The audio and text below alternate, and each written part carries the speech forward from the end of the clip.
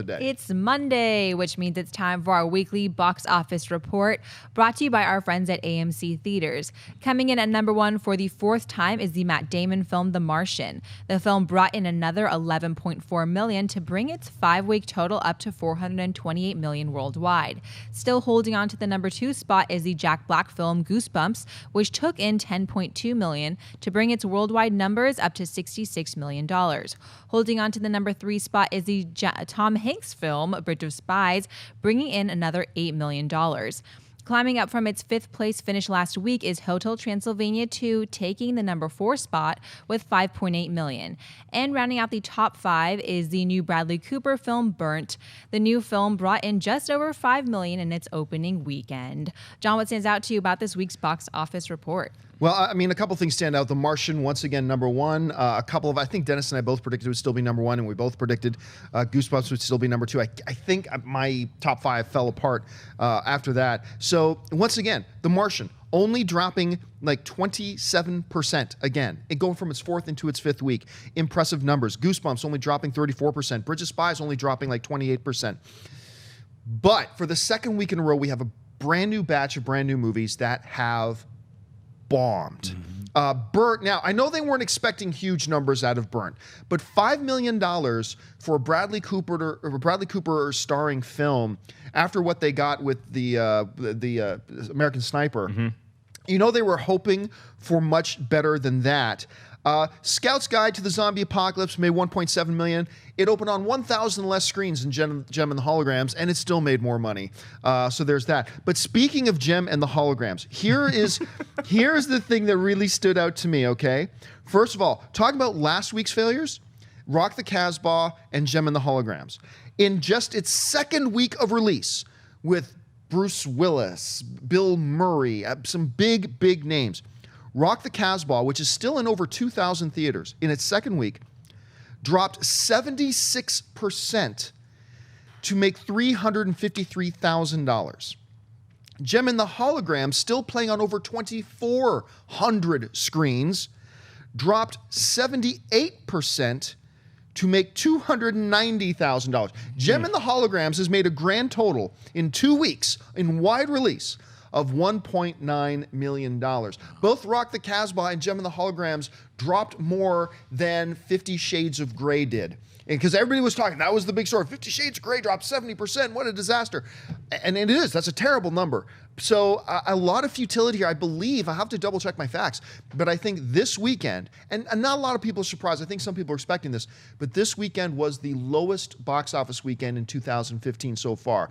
Got a feeling that's going to change when a little film called Spectre opens up next weekend. Right. But those are the things that stand out to me. Mark, what about you? Happy Halloween, everybody. Hope you enjoyed going out trick-or-treating and not going to the movies, which actually helped make The Martian stay at number one, which is awesome because The Martian has been at number one for 4 weeks. Not 4 weeks in a row because it's actually been out for 5 weeks. It got bumped from the top spot, I believe, by Goosebumps. For 1 week. And then it came right back, and it deservedly so is the number one movie again. What stands out to me is that Paranormal Activity, it really hurt itself by coming out on VOD the same time that it was released in theaters. Yes, it did. And a lot of fans pointed that out to me because I thought it would do a lot better than it did. It was only playing on like 1,500 screens, and I think that with a name as big as Paranormal Activity, it would have done a lot better in theaters if they had just kept it as a theatrical release, then done VOD later. Something like Gem and the Holograms, Rock the Casbah, the advertising was terrible. And with Burnt, it wasn't a horribly marketed movie. It just wasn't as widely marketed as I thought I might see it. I thought I might see more ads for Burnt all over the place on TV. A star like Bradley Cooper, or even a star like Tom Hanks, who's in Bridge of Spies, you can't open a movie just on star power anymore. It's very rare to see a movie open with the lead person on the poster, and that's why you go see the movie. Something like The Martian, which was sold as a great story that happens to have a great cast, is the way you sell a movie these days.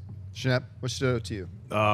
The failures of all these other films. It's like, it feels like, aren't we doing the box office 3 weeks ago? These are the same films, literally, with just one other film. The Martian, Goosebumps, and Bridge of Spies have been 1, 2, and 3 for like 2 or 3 weeks now. So it feels, I feel really bad for all that. It seems like October's where you go to dump the films. You're like, well, I don't know if we're ever going to make money. Throw it out around Halloween. It doesn't matter. Or you're right. The VOD versus film release day and date release date, it's going to start having a big effect on smaller films. I don't see it as having a big effect on larger films, especially event films, because those probably aren't going to do day and date release because those are the films that you're going to go out and see in the theater. But, but I would go see Bone Tomahawk if you haven't seen that. That's a fantastic film.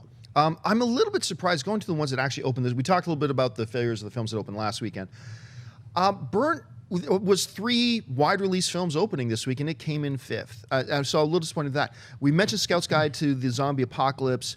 Came in 12th place with 1.7 million. I really thought it would do better than that, especially considering it was Halloween weekend. Right. I think the marketing's been really good, and I thought the film deserved a little bit better than. I mean, we knew it wasn't going to make 10 million or 15 million or anything like that, but I thought 7 was reasonable for it, and it didn't get there.